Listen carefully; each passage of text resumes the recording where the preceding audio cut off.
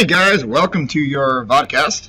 This is your first podcast on genetics, and we're going to talk about heredity and how it's all in your genes and not the ones you wear. Alright, moving on. So, let's talk about heredity using the very authentic and scientifically appropriate Star Wars family tree. So, heredity, what the heck is it in the first place? Also, before we get started, don't forget, these are your notes, so they go on the right side. That is the right side, located to the right side, not the left, like some of you will probably put down anyway. Okay, so heredity is to study how you guys inherited your traits. So your parents, your mom, and your dad each gave you the traits that you guys currently display. Now, I want to talk about somebody who figured out how all these traits get passed down in the first place. We're going to take a step back in time and talk about Mendelian genetics. So, Gregor Mendel, who is this guy you're talking about? All right, so first off, he's a monk, so it's kind of different that Gregor Mendel really studies religion, not science, by trade. And he decides that he's kind of curious and he wants to figure out why certain traits seem to always get passed down. He notices that purple flowering pea plants are always purple. They're never white or any other colors. And what would happen if you were to mix a purple and a white plant? So he said, all right, let's try it and let's see what happens. So he stumbles upon what we now call genetics. At the time, the word didn't even really exist out there. So he wants to see how the pea plants are crossed. And so he does that by crossing purple and white flowering plants and a couple other different traits. And whammo, we get into genetics. So why did he use the pea plants in the first place? First off, they grow quickly. You don't want to do a science experiment with maple trees and all of a sudden go, hey, wait, I messed up. I need to wait another 25 years. And all of a sudden, like, wait, my life is over and I just wasted it. So they grow quickly. 2, they self-pollinate, which means the plant can fertilize itself. And 3, they have lots of traits, as we can see in the picture down here. So you will see the green-yellow pods, green-yellow peas, wrinkled versus smooth, purple versus white, the pods themselves, the actual height of the flowers, the shapes, all sorts of stuff you can take a look at. And they're very clear to see. There's no in-between type. Like if you looked at hair color for humans, there's not just brown and black and blonde hair. There's all different shades of those. So they're very difficult. Whereas these, it's purple or it's white. It's tall or it's short. So it's a lot simpler to deal with. All right, so how does he do it? So it does something called cross-pollination. So you use the pollen from one plant to fertilize the other plant.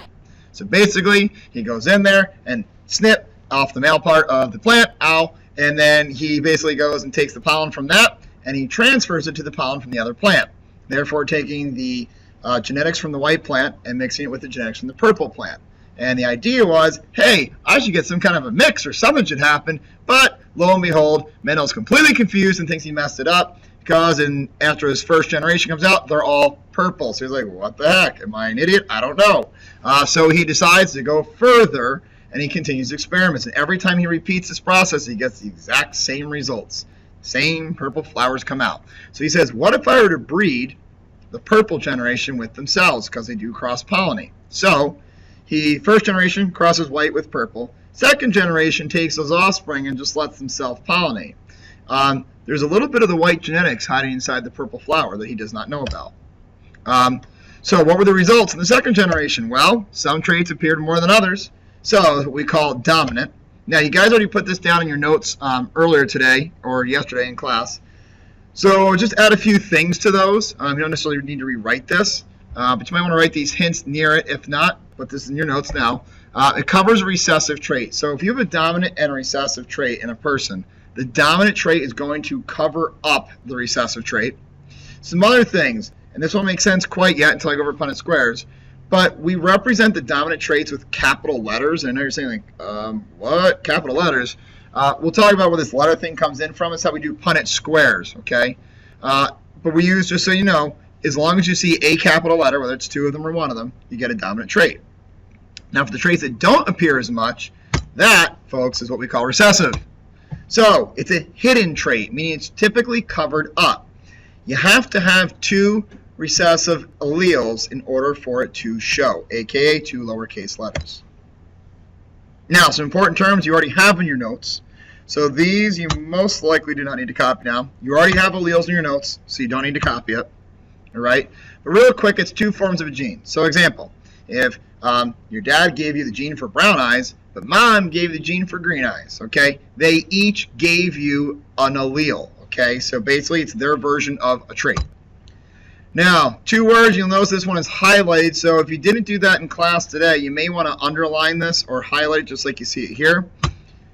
Phenotype, physical. I can't stress that enough because you're going to confuse it with genotype. So pheno is the physical trait that is caused by the DNA, okay? So this is the thing that you would see. It's the visible trait, okay, like brown eyes. The genotype is the gene code. This is the actual set of DNA or genetics that gives you the outcome. Example, you're not going to say, oh my God, that person's so amazingly cute. You should see their genotype. If you do, you really need to get outside more. I just want to point that out. You want to talk about the phenotype instead. All right, important terms continued. You're like, make it end, please. Where are these weird words coming from? So homozygous. We also can call it a purebred, all right? You'll see both terms used. Purebred, what you're thinking, this doesn't refer to dogs or horses. It refers to lots of things. Anything that's pure, meaning it only contains one set of genetics. Now, hint of the day. Homo means, that's right, you guessed it, same. Okay, so there's 2 of the same alleles, meaning 2 capital letters, which could be a dominant trait, or 2 lowercase letters, which could be a recessive trait. Either way, they're both homozygous. Dominant means capital letters, recessive means lowercase. So if you're homozygous dominant, you're 2 of the same, you're 2 capital letters. If you're homozygous recessive, you're 2 of the same, you're 2 lowercase letters.